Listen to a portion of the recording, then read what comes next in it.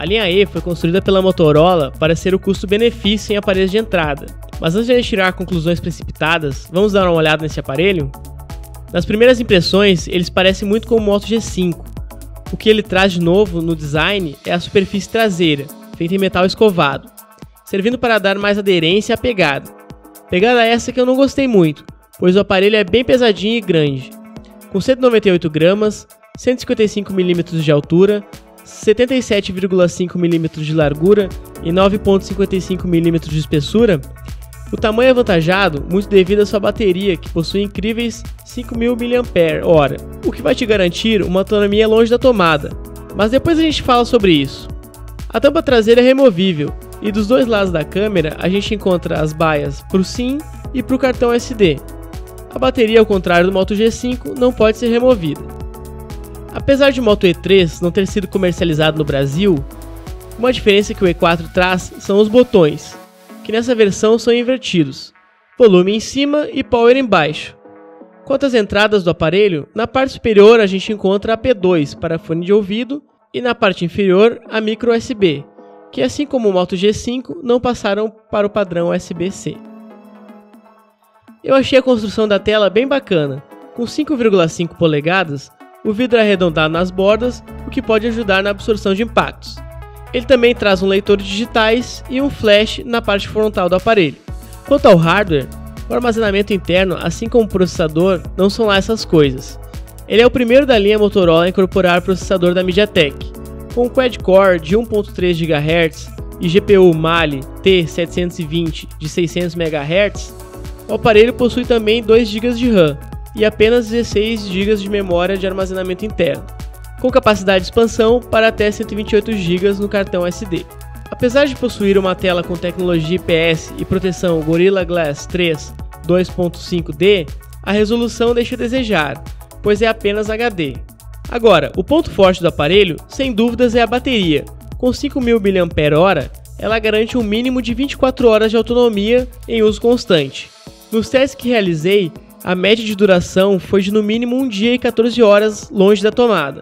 Isso em uso normal, com acesso a redes sociais, vídeos, jogos, com Wi-Fi, Bluetooth e dados móveis ligados. E em nenhum momento precisei ligar a economia de bateria, com medo de ficar sem carga longe de casa. Ah, e sobre o carregador? Bom, em cerca de 2 horas e meia ele já realiza a carga completa. As câmeras não possuem muita diferença em relação ao Moto G5, e tanto a frontal como a traseira possuem abertura de f.2 e 5 e 13 megapixels respectivamente, conseguindo capturar ótimas fotos em ambientes bem iluminados, porém em ambientes com pouca luminosidade deixa a desejar, mesmo com o flash.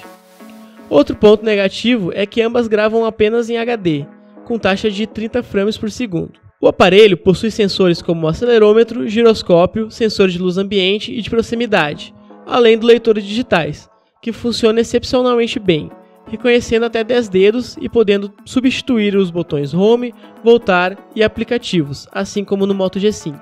Apesar desses sensores, o aparelho não possui o comando através de gestos, que serve para ativar câmera, lanterna e troca entre as câmeras frontal e traseira. O E4 Plus traz como sistema operacional o Android Nougat 7.1, em uma versão extremamente limpa, o que proporciona um desempenho bem bacana ao aparelho, sem falar na interface clean. Os testes de benchmark que realizei com o AnTuTu no aparelho provaram o quanto o hardware é inferior ao Moto G5.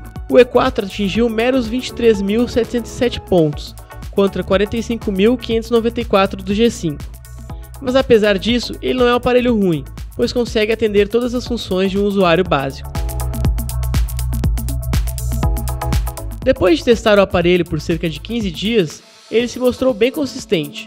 Como já havia falado, em nenhum momento precisei ligar o modo economia de energia, tendo uma carga durando na média de 1 dia e meio.